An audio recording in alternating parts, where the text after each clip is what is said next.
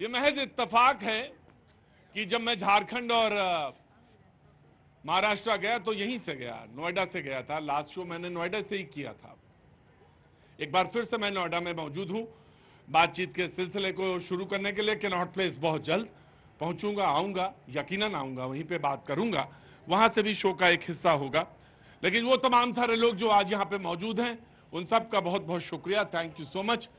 ये मार्केट अट्टा की जहां पे मैं मौजूद हूं, लाइट्स अभी लगी हुई हैं और यकीनन मुझे लगता है कि दिसंबर तक, 31 दिसंबर तक ऐसे ही रहेगी रौनक।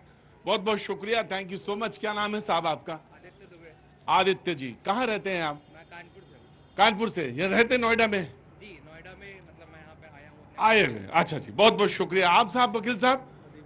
अधिवक्ता नहीं, वो तो वकील तो मैं समझ गया था आपको। मोहम्मद साजिद अहमद। मोहम्मद साजिद अहमद साहब, बहुत बहुत शुक्रिया। यही रहते हैं, नोएडा के बाशिंदे हैं? जी जी, बहुत अच्छी बात, बहुत बहुत शुक्रिया। वो तमाम सारे लोग जो परिवार के साथ आए उन सब का भी बहुत बहुत शुक्रिया। कहां से आया है परिवार? द्वारिका से। ओह, बड़ी दूर से। अच्छा, तो नोएडा आए थे काम से? बहुत अच्छा है, तो शाम हो गई। बहुत बहुत शुक्रिया। जब तक मन लगे थोड़ा सा रुकिए, उसके बाद फिर अपने अपने स्थान पर। बहुत बहुत शुक्रिया। निदा फाजली साहब का एक शेर है, इजाजत हो तो मैं आज बोल दूं, आज थोड़ा सा शो का कुछ मूड इस तरफ बन जाए। शेर कुछ ये है कि दुनिया जिसे कहते हैं, बहुत मकबूल शेर है, वो सारे लोग जानते हैं। दुनिया जिसे कहते हैं जादू का खिलौना है। दुनिया जिसे कहते हैं जादू का खिलौना है। मिल जाए तो मिट्टी है, खो जाए तो सोना है। मिल जाए तो सोना नहीं है, मिल जाए तो मिट्टी है, खो जाए तो सोना है। आज नज्म पढ़ रहा था यूं ही बैठे बैठे, तो मैंने कहा रख लेता हूं, सुना दूंगा। अब आप बात कहेंगे कि सुनाई तो कुछ ना कुछ तो मकसद होगा, यूं ही तो सुनाया नहीं होगा आपने। मैं यूं नहीं सोच रहा था, मैं ये सोच रहा था कि जो मुख्यमंत्री की लाइन में रहते हैं उनसे कोई चीज खो जाए, अगर मुख्यमंत्री ना बन पाए तो क्या सोचते होंगे। दिमाग में आई मेरी बात। और बात अगर महाराष्ट्र में हो तो एक दो नहीं है, कई लोग लाइन में हैं वहां पे। रिजल्ट आने वाला है 23 को, इंतजार है लोगों को।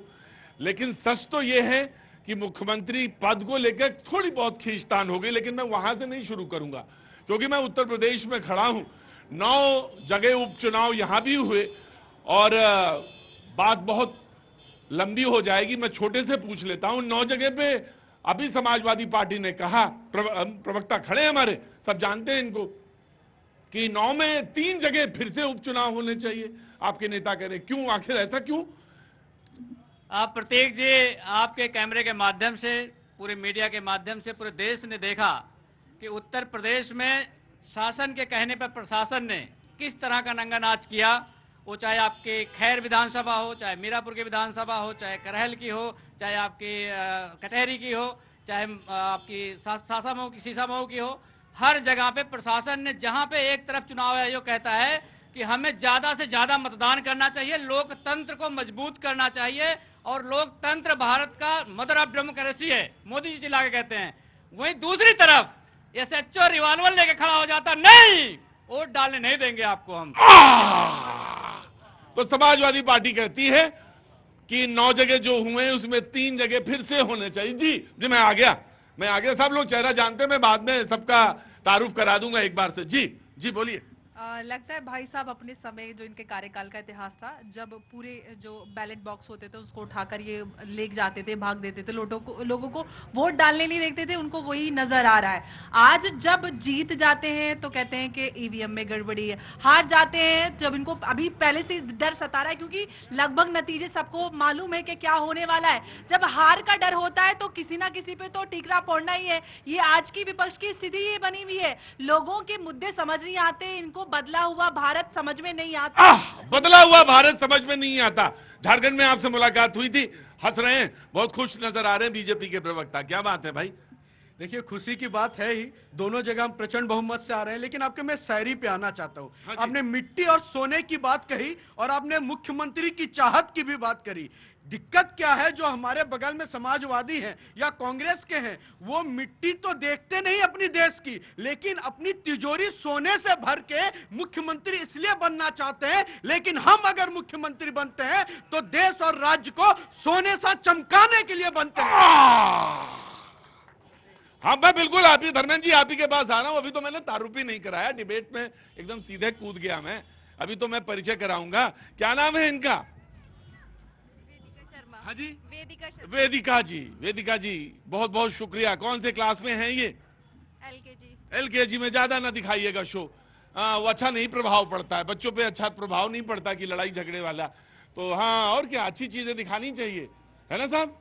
अरे इतनी बुरी चीज भी नहीं है, आप दिखा रहे हैं वहां पे, मतलब ज्यादा नहीं दिखाना चाहिए। क्या नाम है भैया? सचिन नाम है। हैं? सचिन। सचिन। सचिन, बहुत दिन हो गए थे, 3-4 दिन हो गए थे, मैं शो नहीं कर रहा था, तो मुझे लगा घर पे बैठे बैठे ऐसा नहीं होना चाहिए, शो करना चाहिए, है ना? क्या नाम है आपका? वो तो मैं अपनी बात कर रहा था। क्या नाम है आपका? सचिन जी। क्या काम करते हैं सचिन भाई? खुद का ही काम है। खुद का ही काम है, बहुत अच्छा बात है, खुद का काम होना चाहिए। धर्मेंद्र जी रिस्पॉन्ड करना चाह रहे हैं, वेरी क्विक एंड देन मैं अभी भी जोड़ना है।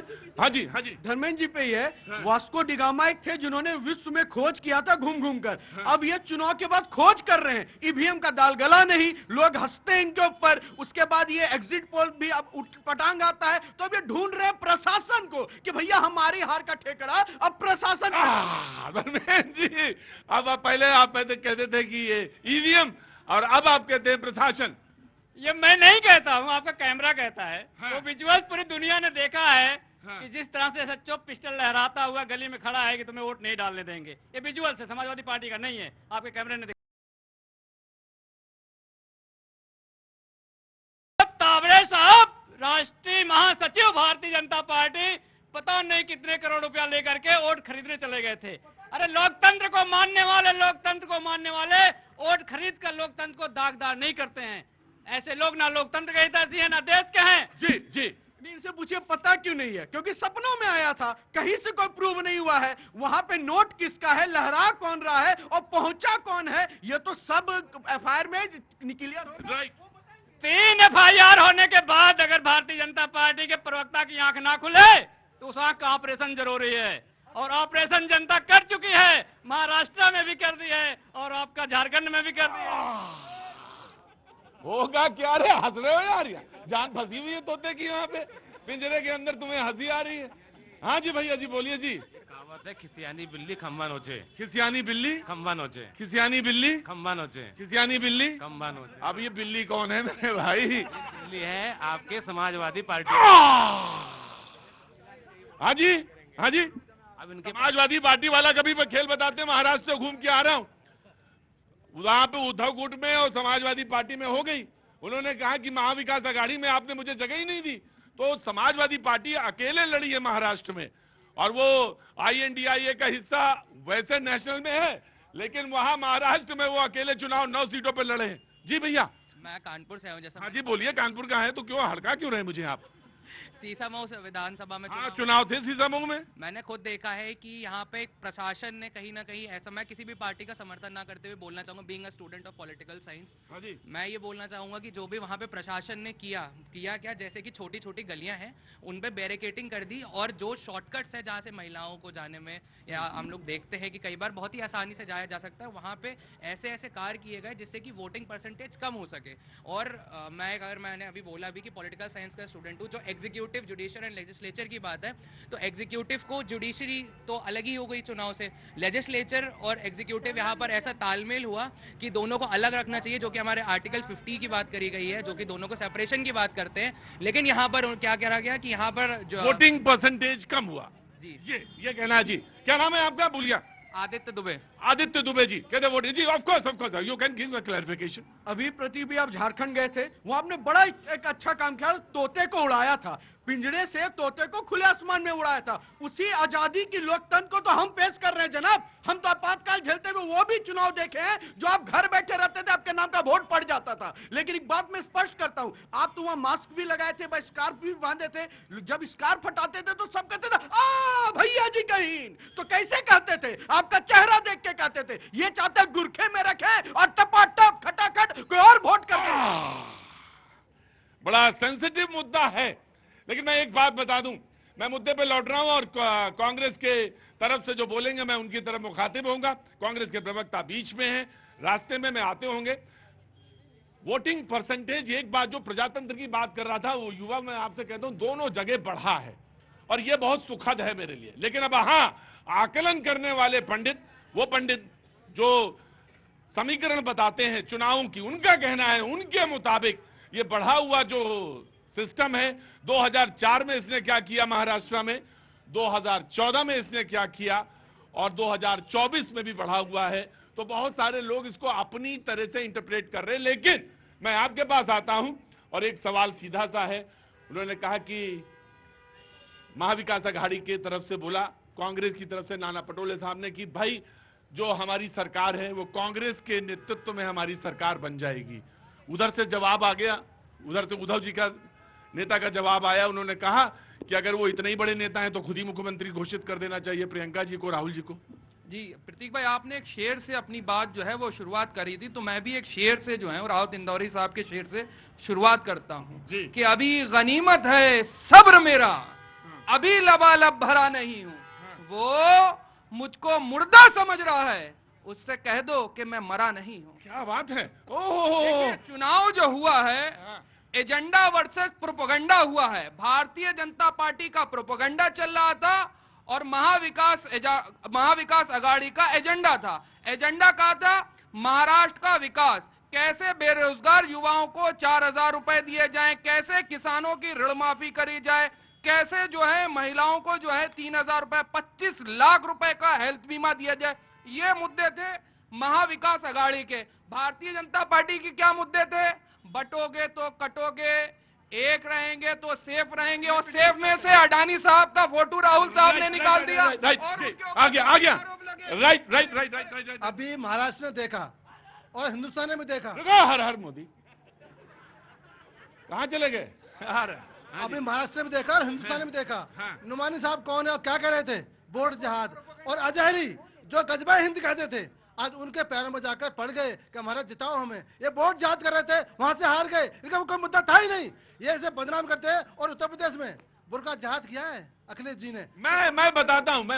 अब मैंने पैनल में लगभग सबसे पूछ लिया। मैं of course I will give you chance, इसमें दो राय नहीं है कि कहां से ये बात सच है कि कटो के बटो से बात शुरू हुई, वहां से एक है सेफ हुआ, फिर बात गद्दार की भी आई, शब्द गद्दार का भी इस्तेमाल हुआ। मैं महाराष्ट्र चुनाव का खासतौर से जिक्र कर रहा हूं। झारखंड में तो ये रहा कि घुसपैठ का मुद्दा ज्यादा रहा और माटी का, बेटी का, इसका मुद्दा रहा। लेकिन हाँ, महाराष्ट्र में जो चुनाव के मुद्दे थे वो यही थे और उसमें से एक मुद्दा ये भी था।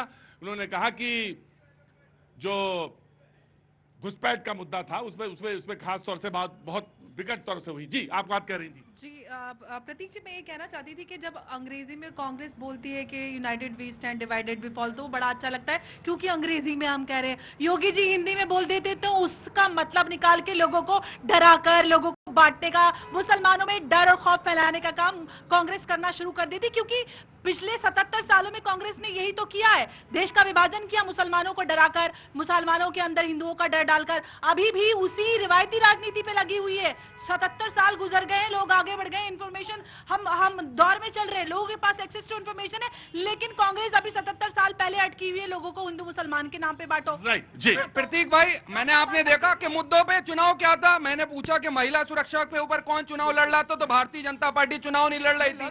वहां जाकर के झारखंड में बेटी उठा ले जाए, खुद माननीय प्रधानमंत्री जी झूठ बोलते। लेकिन आज मैं पूछना चाहता हूं कि इन्होंने माधवीपुरी पुंज का नाम सुना है? सेबी के चेयरमैन, उनके ऊपर गंभीर आरोप है। अडानी के मुद्दे को लेकर के अमेरिका के अंदर बाकायदा जो है FBI ने रिपोर्ट करी, अडानी के मुद्दे पर इनका आ नहीं निकलेगा। पूछिए इनसे अडानी के मुद्दे पर। आ तो आपका निकल रहा है, सत्ता से दूर हो गया। हरे सत्ता कहाँ है? दूसरा आपने बात करी, लेकिन अब यूपी में खड़े दलित की बेटी की बात नहीं करी, तो आप करेंगे? प्रतीक भैया, अडानी जी इनके चचा होंगे, हमारे चचा नहीं है, इसीलिए दिन भर अडानी जी बोले। बात उसके आगे। हमारे लिए वो रिस्पेक्टेड बिजनेसमैन है जो हर प्रदेश में निवेश करते हैं, देश का इकोनॉमिक ग्रो करते हैं, हम उस सम्मान से देखते हैं। दूसरा विषय यह है कि इन्होंने कहा महिलाओं के मुद्दे पे चुनाव नहीं लड़ी। जनाब, आपके साथ दिक्कत यही है, दूरबीन आप केवल 10 जनपद के आसपास ही घुमाते हैं। प्रधानमंत्री जी ने बकायदा, आपने भी अपने रिपोर्टिंग में जमशेदपुर में महिलाओं के साथ इंटरव्यू किया था और महिला ने कहा था 42% सबसे ज्यादा बलात्कार का कहीं रेट बढ़ा है तो वो झारखंड के अंदर बढ़ा है। क्या बात करते हैं? हमारे नारा था रोटी मेटी माटी की पुकार, फिर एक बार झारखंड में भाजपा सरकार। और आप कहते मुद्दों पे नहीं लड़े। मुद्दा ही है आपके घोटाले, अबुआ आवास योजना, मुद्दा ही है रोजगार के नाम पे छला, मुद्दा ही है। और महाराष्ट्र की बात अगर हम करते हैं तो आपकी जो पुत्र मोह थी ना, वो भी मुद्दा था कि कैसे बाला साहब की आइडियोलॉजी को ताड़ ताड़ करके रखा। हाँ, मैं बीच में मिस कर गया था। क्या होता है, बीच बीच में जनता के पास जाते रहो तो बातचीत याद रहती है, जनता के पास दूर हो जाए जनता तो बात मुझसे मिस हो जाती है। मैं बात दरअसल ये कह रहा था, चुनाव तो बड़ा रोचक हो रहा था महाराष्ट्र में, बीच में ये all India personal law board कहां से आ गया? आप मुद्दे गिना रहे थे ना, आप तो मुद्दे गिना रहे थे, तो मुझे तो फिर कहां से आ गया all India mission personal law board? अब देखिए, आपने जो जिक्र छेड़ा है, आपने बड़े शंकराचार्य साहब का जिक्र नहीं करा। जो हमने जिक्र किया है ना। अच्छा, मैं एक बात बताइए, खेल किधर से खेलना है? आपके हिसाब से खेलना है या मुद्दों के हिसाब से? मुद्दे तो आप गिना रहे थे जी। देखिए, भारतीय जनता पार्टी जो है वो कभी कभार क्या होता है, ज्यादा रनअप लेने के चक्कर में कभी कभार क्या होता है, बॉल जो है वहां से छूट जाती है। ठीक, मैं समझ गया। धर्मेंद्र जी, मैं मुद्दे पे लौटता हूं। उन्होंने कहा मुद्दे का, लेकिन उन्होंने कहा कि महाविकास अघाड़ी पिछड़ रही है, महायुति जो है सरकार बना रही, लेकिन आपको तो दोनों से नहीं मतलब, आप तो अकेले ही महाराष्ट्र में चुनाव लड़े। अब महायुति गठबंधन महाभ्रष्टाचार का महायुक्त गठबंधन है और आपको वहां जगह नहीं दी, आप उस पर नहीं बोल पा रहे हैं। ये हम जनता के साथ खड़े हैं, जनता के मुद्दों के साथ खड़े हैं। हाँ। जिस तरह से उत्तर प्रदेश में हम लोगों ने जनता के साथ इंटैक्ट होकर चुनाव लड़ा, चुनाव आयोग को 500 शिकायतें दी हमने, प्रत्येक जी 500 शिकायतें, और उसमें 1-2 पे कार्रवाई हो गई, 7 पुलिसकर्मी निलंबित हुए हैं। इसका मतलब उत्तर प्रदेश का प्रशासन योगी की मदद कर रहा था। इसमें ये प्रूफ फैक्ट है, इसमें मैं अपना कोई दावा नहीं कर रहा हूं। सस्पेंड किया उन्होंने, सस्पेंड इसका मतलब गलत किया ना, लेकिन जो रिवॉल्वर लेकर घूम रहा था उसको सस्पेंड नहीं किया। क्यों नहीं किया, ये बात सोचने की है। आज अभी अंबर बहन जी बोल रही थी, भारतीय जनता पार्टी के लोग आपसी मतभेद में इतना परेशान थे। पहले दिल्ली और लखनऊ की लड़ाई चल रही थी, फिर नारे टकराने शुरू हो गए। अब ये नहीं पता है इनको कि केशव प्रसाद मौर्य ने ऑन रिकॉर्ड कहा कि हमें इस नारे से कोई लेना देना नहीं है, बटोगे तो कटोगे, मेरा नारा ही नहीं है।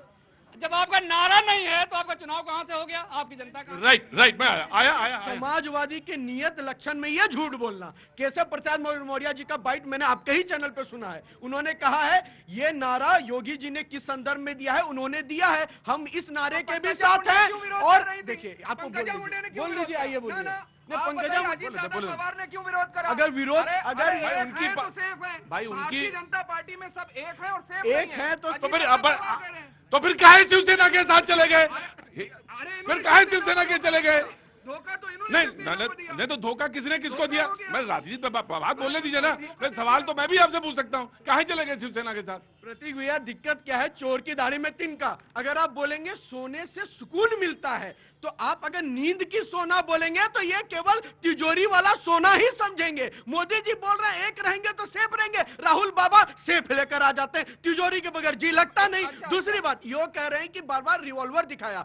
अगर ये उत्तर प्रदेश से थोड़ा अपनी साइकिल घुमा के झारखंड जाएंगे तो वहां सरेआम पुलिस ने एक निवर्तमान विधायक अमित मंडल गोड्डा में के अंदर उनको रोक दिया और बड़ी बेखूबी से वहां डेमोग्राफी चेंज हुआ है। जो वहां का डीएम बैठ के कराया है उस पर तो कोई सस्पेंड नहीं करता जनाब। प्रतीक भाई, ये कहते हैं एक है तो सेफ है। मैं इसीलिए कह रहा हूं कि भारतीय जनता पार्टी में ना इनके घटक दल एक हैं और ना वो सेफ हैं। कैसे हैं? जैसे तुम तो अपना देखो, बताओ कि मुख्यमंत्री कौन होगा महाराष्ट्र में, तो बाकी चिंता ना। इनका बता दें, इनकी लड़ाई नहीं है। अरे क्यों नहीं है, खूब है। दादा पवार खड़े हो कि हम बनेंगे।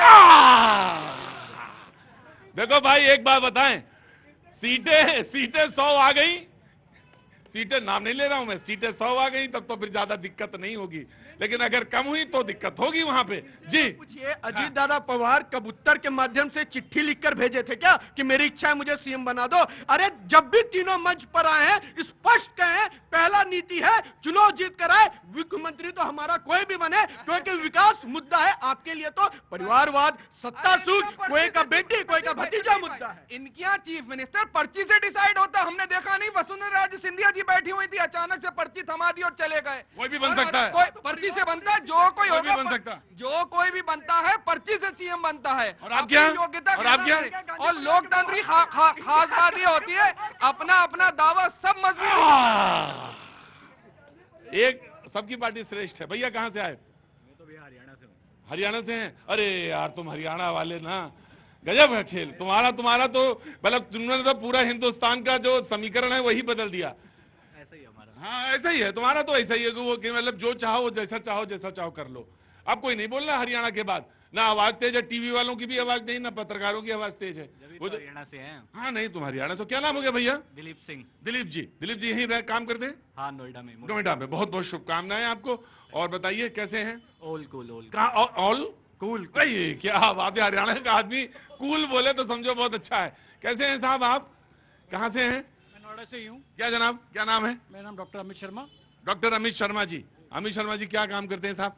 जी मैं एनेस्थेटिस्ट हूँ। एनेस्थीसिया। अरे मतलब बेहोश होने से मतलब पहले की सारी चीजें आपको मालूम रहती हैं और उसके बाद होश में भी तो लाते हैं। हाँ जी बिल्कुल। क्या बात है। अब देखिए सब चुनाव खत्म हो गया है, अब सब सारे लोग जो हैं बिल्कुल एकदम होशो हवास में खड़े हैं यहाँ पे। कुछ कहना चाहते हैं? जी मेरा सवाल अदानी के लिए इन्होंने काफी कुछ बोला। हाँ। तो एक जो फैक्ट है वो ये है कि अगर अदानी ने कर्नाटका में अभी जो भी प्रोजेक्ट्स लगाए वो कह रहे हैं कि उन्होंने तो ऑल ओवर इंडिया लगाए। ऐसा तो है नहीं कि किसी स्टेट्स में किसी सीएम को आज की तारीख में कोई सीएम मना कर दे कि हम अदानी का प्रोजेक्ट नहीं लगाएंगे। अगर अदानी प्रोजेक्ट लगाता है और 5,000 लोगों को नौकरी देता है तो उससे एक इकोसिस्टम जनरेट होता है जिससे कम से कम 20,000 लोग रोटी पाते हैं। आज अगर ये इतने पाक साफ बन रहे हैं तो कर्नाटका में क्यों एंट्री लेने दी? 1 लाख करोड़ के प्रोजेक्ट अगले 7 साल के लिए उन्होंने एमओयू साइन कर रखा है।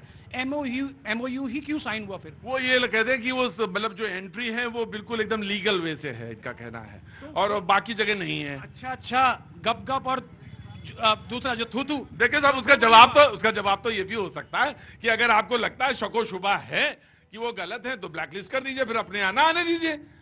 लेकिन सवाल आपको फिर पूछने का हक नहीं रह जाएगा ना, फिर सवाल भी तो पूछना है, बहस भी तो करने। और सही बात ये है कि ये जो रोज दुकान खुलती है हमारी इस दुकान को भी तो आपको ही बचाना ही है, आप ही के द्वारा बचेगी दुकान ये। जी हुजूर बोलिए। प्रतीक भाई एक देव था। अब कहानी ना सुनाइए, कहानी टाइम है नहीं, बहुत कीमती समय होता है यहाँ पे। देवदानों ने समझे तुरंत। अब वेट करिए, अब वेट, अरे हुजूर अरे वेट करिए नहीं वेट करिए। हाँ जी आइए वेट करिए। आया उत्तर प्रदेश में चुनाव था। हाँ जी 9 सीटों पर। हाँ जी। एक बेटी थी उत्तर प्रदेश की, वो कहाँ है? एक बेटा था, एक बहू थी, क्या सीट मिली 9 में से एक? ये बता दें, ये वो ले लें। कहाँ है कांग्रेस? 0 पे आउट और उत्तर प्रदेश से मुक्त होगी कांग्रेस। आज ये बात कर रहे हैं कि हम लड़ रहे हैं, हम लड़ा रहे हैं, ना लड़ रहे हैं ना लड़ा रहे, केवल ये वोट जहाद करते हैं और वहीं इनका मंसूबा फेल होता है। आज महाराष्ट्र में हारेंगे और उत्तर प्रदेश में तो है ही नहीं है। हाँ एक शब्द और था, ये वोट जिहाद भी आया शब्द जी, वो कैसे भूल सकता हूं, वो भी चुनाव महाराष्ट्र के चुनाव में सुनने को मिला जी। अब मैं तारुफ करा देता हूं, बहुत तो कोई बात नहीं। श्री ऋषभ तिवारी जी बीजेपी का पक्ष अभी तक रख रहे थे डिबेट में, बहुत बहुत शुक्रिया, आप लोग समझ ही गए होंगे। बिल्कुल एकदम राइट में धर्मेंद्र यादव जी समाजवादी पार्टी का पक्ष रखने के लिए मौजूद है, बहुत बहुत शुक्रिया, thank you so much. Ambar Zaidi साहब राजनीतिक विश्लेषक हैं, बहुत बहुत शुक्रिया, thank you so much. Syed Jawad जो कांग्रेस का तरफ से यहाँ पे बातचीत का सिलसिला संभाले हुए थे, बहुत बहुत शुक्रिया, थैंक यू सो मच। बातचीत का और हमारे साथ एहसान अब्बासी साहब जो कि मौजूद हैं, बहुत बहुत शुक्रिया, थैंक यू सो मच। बातचीत का सिलसिला एक बार फिर से शुरू करते हैं, ऑफ कोर्स जी बोलिए। प्रतीक भाई बहुत अच्छा सवाल जो है उधर से जनता के माध्यम से आया। मैं आपको बता दूं कि उत्तर प्रदेश में 9 सीटें, बहन जी कहाँ है और माता जी कहाँ है और बेटा कहाँ है? उत्तर प्रदेश का बेटा, उत्तर प्रदेश की बेटी, उत्तर प्रदेश इनसे कहाँ पूछ रहे हैं भाई, वो पूछिए तो उनसे पूछिए, तय तो ये कर रहे हैं। नहीं ये भी कर रहे हैं, ये भी उनके साथ खड़े हुए हैं क्योंकि मलाई खाई है 70% उन्होंने, आज मलाई छिन गई इन घास से। आज जो राजनीतिक गलियारे के दुलारे थे आज फुटबॉल बन गए। दर्द इस चीज का है, न उत्तर प्रदेश में है और न ही महाराष्ट्र में। जी आपने तो ये कहना कि बंटवारा ढंग से नहीं किया, अब्बास साहब उधर देखिए, देखिए जिस पे बैठ कर आए हैं मेट्रो समाजवादी की देन है। कम से कम इसको तो बता दीजिए कि विकास की बात करेंगे तो समाजवादी की बात करनी पड़ेगी। अब सुन लीजिए, विकास की बात करेंगे तो समाजवादी की बात करनी पड़ेगी। मैं आपको दे दूंगा, पहले बोलने दीजिए। बीजेपी ने दरअसल लोगों को गुमराह करने के अलावा कोई काम नहीं किया। झांसी में आज 15 बच्चों की दर्दनाक मौत हो गई, आंकड़ा 15 पहुंच गया, बहुत दुखद है। इनके उप मुख्यमंत्री जब जाते हैं तो चूना लगा के स्वागत किया जाता है वहां पर। जिसके आंखों का पानी मर जाए, जिसकी आंखों का शर्म मर जाए, उससे आप कोई ऐसी उम्मीद नहीं कर सकते हैं समाज और देश के लिए करेगा। आज बीजेपी की स्थिति ऐसी हो गई है, समाजवादी पार्टी के पीडीए की ताकत के सामने पन्ना प्रमुख से लेकर के संघ प्रमुख तक अचंभित है कि आखिर हो क्या रहा है। जब जनता का साथ होता है, आप जनता के लिए जीते हैं, मरते हैं, तो इस तरह के परिणाम आते हैं। 23 तारीख को 9 में से 9 सीटें जीतकर हम बताएंगे कि भारतीय जनता पार्टी ने प्रशासन की मदद लेकर अपनी हार को छोटा कर लिया है, लेकिन हार टाल नहीं पाया है। अभी कह रहे थे कि 3 पे हम इलेक्शन कराएंगे तो ये 9 के जीत जाएंगे। जब 3 पे दोबारा से इलेक्शन कराएंगे तो 9 के जीतेंगे। अब एक बात करें, बात ना पकड़ा करिए बासी साहब, बात मत पकड़ा करिए। नहीं, बात पकड़नी पड़ेगी। अभी 9 जीत रहे हैं और 2 पे इलेक्शन करा। राइट, कोई बात नहीं, मैं जनता की तरफ मुखातिब होता हूं मैं। जी नमस्ते, कैसे हैं? नाराज है क्या? नहीं बिल्कुल नाराज नहीं। वो आप तो पहले भी आए थे एक बार? नहीं, पहली बार आए?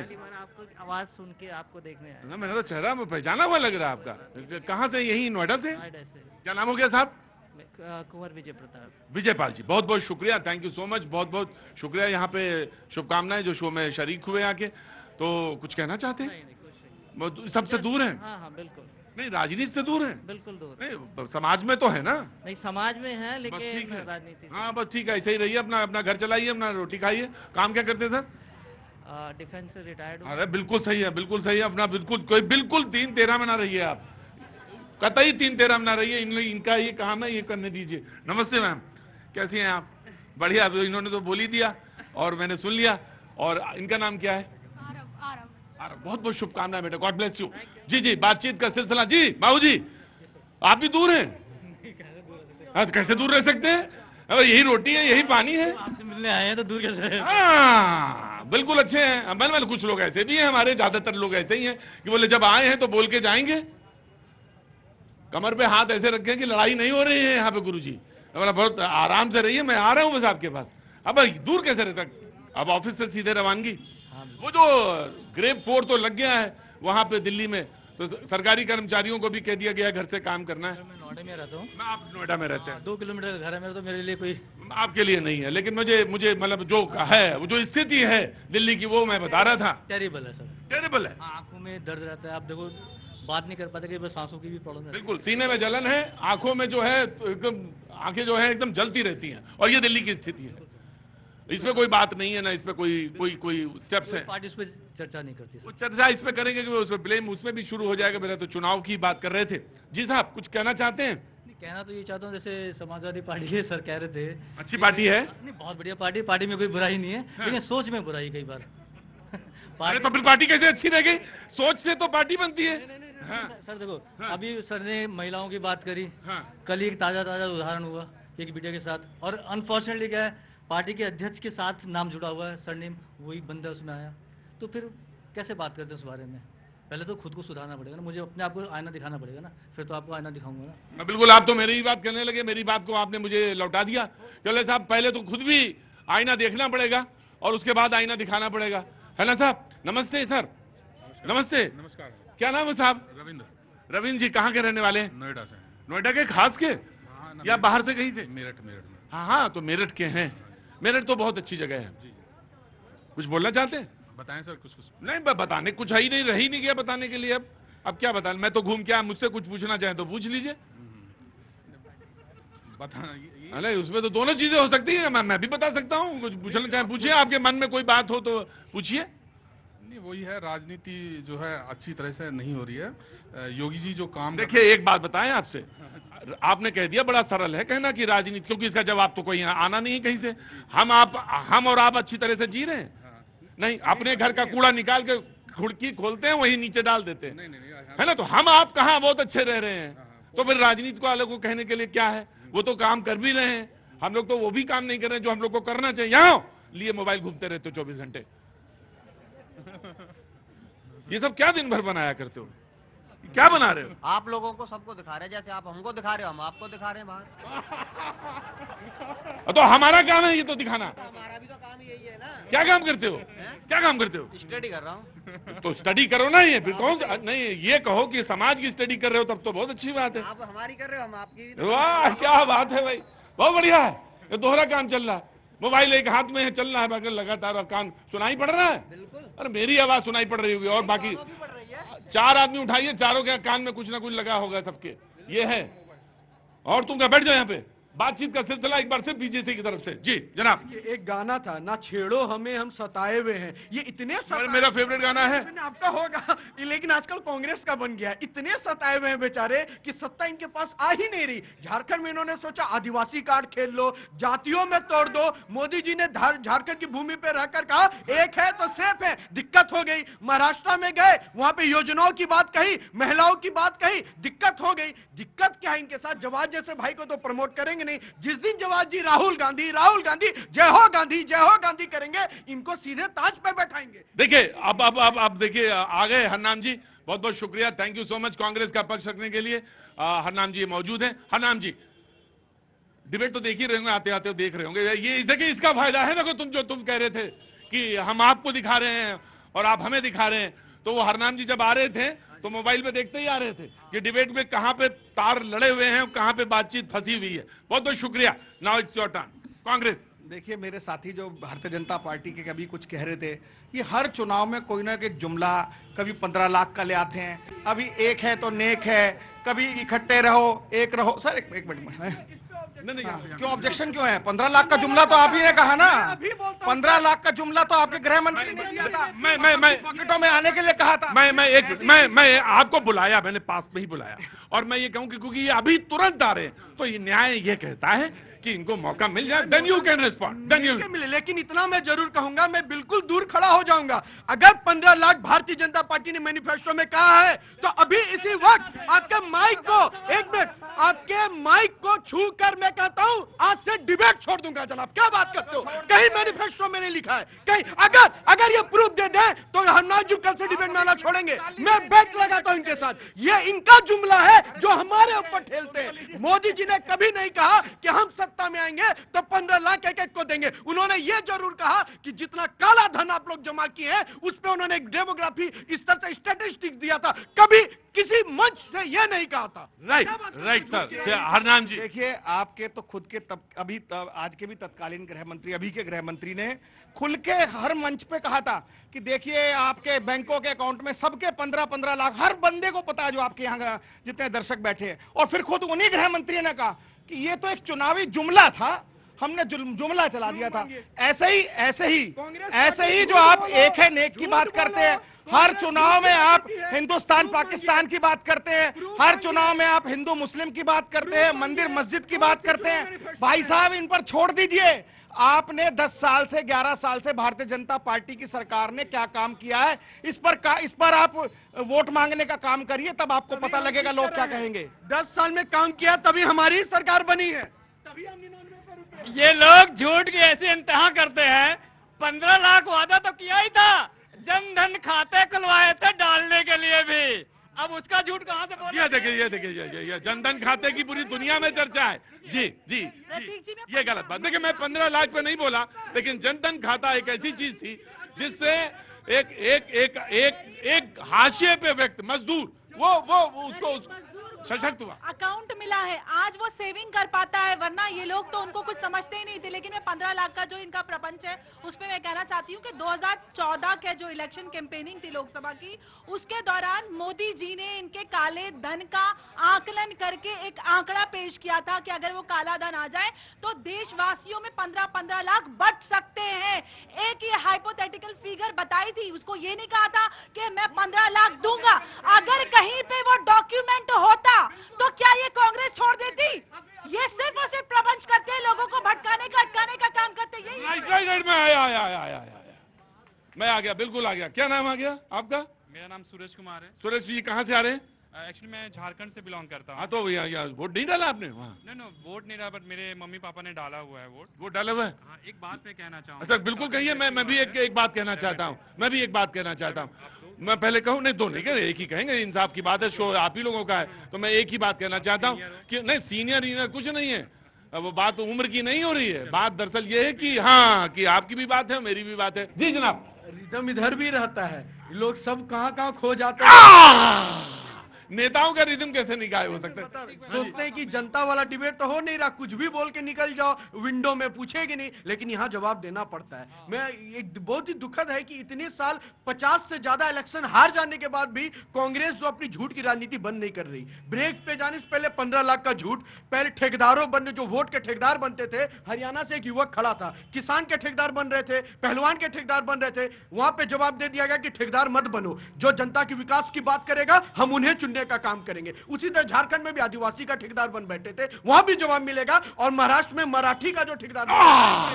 हरनाम जी एक मिनट रुकिए, आपने पूरा बोलने का, आपको तो यही रहता कि बोलने को नहीं मिला। हरनाम जी को मिलेगा कांग्रेस के का पक्ष रखेंगे। देखिए ठेकेदारी तो इन्होंने भी मंदिरों की ले ली है, वो अलग बात है कि अयोध्या में भी इन्हें नकार दिया गया है। ठेकेदारी तो हिंदुओं की भी लेके घूम रहे हैं फ्री फंड में, कि जैसे पूरे देश केदारनाथ में चुनाव हुआ है इस बार। हाँ देखिए, मैं इनको एक बात कहना चाहता हूं कि अगर मुद्दों पर अगर ये रहें, अगर डेवलपमेंट की बात करते, आज महंगाई पर बात करते, आज बेरोजगारी पर बात करते, आज विकास पर बात करते, तो जनता समझती। आज जितने युवा हमारे घूम रहे हैं, वो सबसे ज्यादा अगर कोई मार झेल रहे तो वो बेरोजगारी की मार झेल रहे हैं। आने वाले समय महाराष्ट्र में और झारखंड बताएगा ना इनको, महंगाई में जो हमारी महिलाएं हैं उनकी किचन का बजट कितना गड़बड़ा है, ये पूछना पड़ेगा ना आप इनको। आप देखिए, और पूरे डेवलपमेंट की राइट कहा रोजगार दिया था।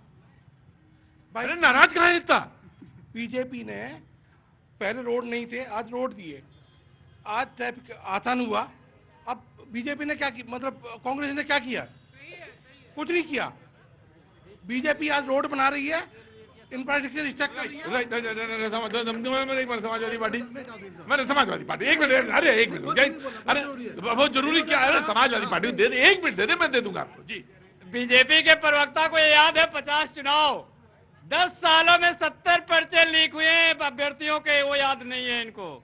पुलिस भर्ती लीक हुई याद नहीं है। उत्तर प्रदेश के प्रयागराज में युवक बैठे हैं, अभ्यर्थी बैठे हैं, उनको याद नहीं है।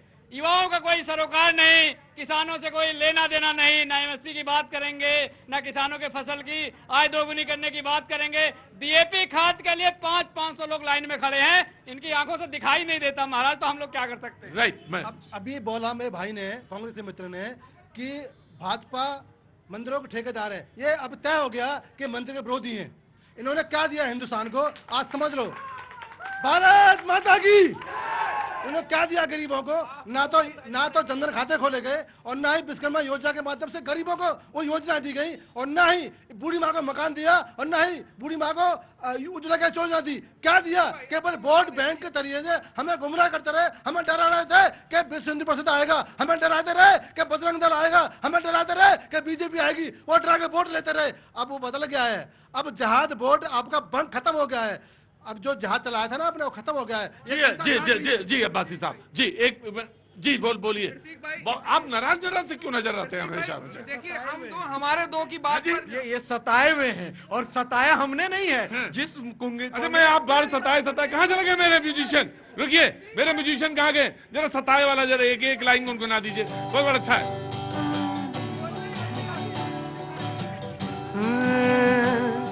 न छेड़ो हमें, हम सताए हुए हैं, बहुत जख्म सीने पे खाए हुए हैं। सितमगर हो तुम खूब पहचानते हैं, तुम्हारी अदाओं को हम जानते हैं। दगाबाज यही रुक जाना, वो तुम कहीं किसी और को कहो, पर यहाँ रुक जाना, ये मेरे रोज का काम है। दगाबाज नहीं, कोई दगाबाज नहीं। मैं आज ये कह रहा हूँ कि तुम सब्र रखो, सब्र का फल मीठा मिलेगा। तुम आज बहुत नाराज हो। हमारे सब्र में, इनके जबर में एक जंग जारी है, ये तो मुस्तकबिल ही बताएगा कि पलड़ा किसका भारी है। देखिए हमारे दो की सरकार ने क्या करा है कि आप देखिए 2 लाख करोड़ रुपए से अधिक का कर्ज भारत के ऊपर है, उस पर आज तक जवाब नहीं दी। फिर कह रहे थे कि हमने थोड़ी मैनिफेस्टो में कहा 2 लाख 2 करोड़ रोजगार का वादा किसने करा था? आज बता दीजिए। किसान की आय 2 गुनी करने का वादा किसने करा था? मैं हम सारे लोगों का टेम्पो नीचे है चुनाव होने के बाद, लेकिन इनका अभी भी वही है, उसी एकदम भाषण में बोलते हैं, वहीं से शुरू कर सप्तम स्वर लगाते हैं एकदम। जब कोई सताया हुआ होता है तो तड़तड़ाता हुआ नजर आता है, वही तड़पड़ तड़पड़ कर रहे हैं, क्योंकि कांग्रेसों ने मुस्लिम को तो ठगा है, ये जवाब भाई को ठगा है, इसलिए सताए हुए मुस्लिम पे हिंदू पे नहीं, आपके विकास की बात मुद्दे पे बोल रहे हैं, मुद्दे पे ही जवाब दे रहे हैं। 2 पॉइंट उन्होंने उठाए, 2 पॉइंट इन्होंने उठाए, किसानों की जवाब आराम से 2 पॉइंट इन्होंने उठाए, रोजगार का, किसान का। रोजगार के मामले में 2 करोड़ से ज्यादा 2 करोड़ 85 लाख हमने डायरेक्ट स्टार्टअप के तहत रोजगार देने का काम किया। दूसरी बात, किसान की बात करते हैं, 634 रुपए रबी फसल था, आज 2300 के अप्रोक्सीमेटली 4 गुना के अप्रोक्सीमेटली बढ़ाने का बात भाई अगर बताएंगे तो आपको यकीन ही नहीं होता। तीसरी बात, आपको बताएं तो आपको यकीन नहीं।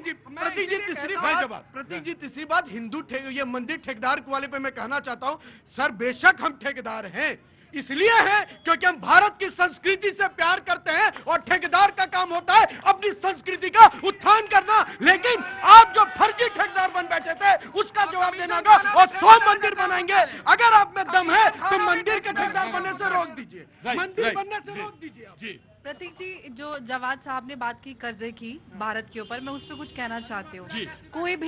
अरे रुको मथुरा काशी,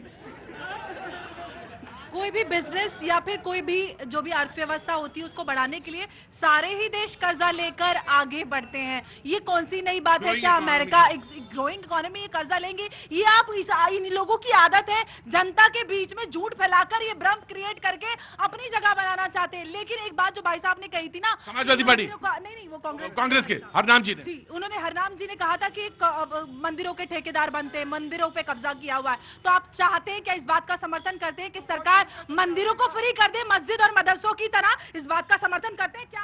देखिए हम तो चाहते चाहे अब सुनिएगा, बिल्कुल हम पीछे नहीं हट रहे। और कांग्रेस पार्टी जो है वो धर्मनिरपेक्ष पार्टी है, हम मंदिरों का भी सम्मान करते हैं, मस्जिदों का भी करते हैं, गिरजाघर का भी करते हैं और गुरुद्वारों का भी करते हैं। हम चाहते हैं कि इन मंदिरों से, मस्जिदों से, गिरजाघरों से और गुरुद्वारों से एक अच्छे नागरिक मिले। और इस धर्म की राजनीति का जो आप बार बार खिलवाड़ करते हैं, नागरिक से मतलब संदेश जाए, हाँ एक संदेश जाए।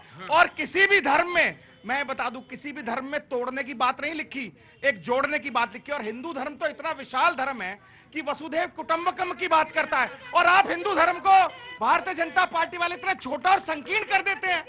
जब आप संकीर्ण सोच रखते हैं, छोटी बात रखते हैं, तो इससे हिंदू धर्म के सोच को भी आप छोटा कर देते हैं। प्रतीक जी, आप ये बात समझते हैं कांग्रेस के प्रवक्ता के हिंदू धर्म बड़ा शांति वाला धर्म है, वसुधैव कुटुंबकम की बात करता है, तो राहुल गांधी को क्यों नहीं समझा? जी क्या हुआ?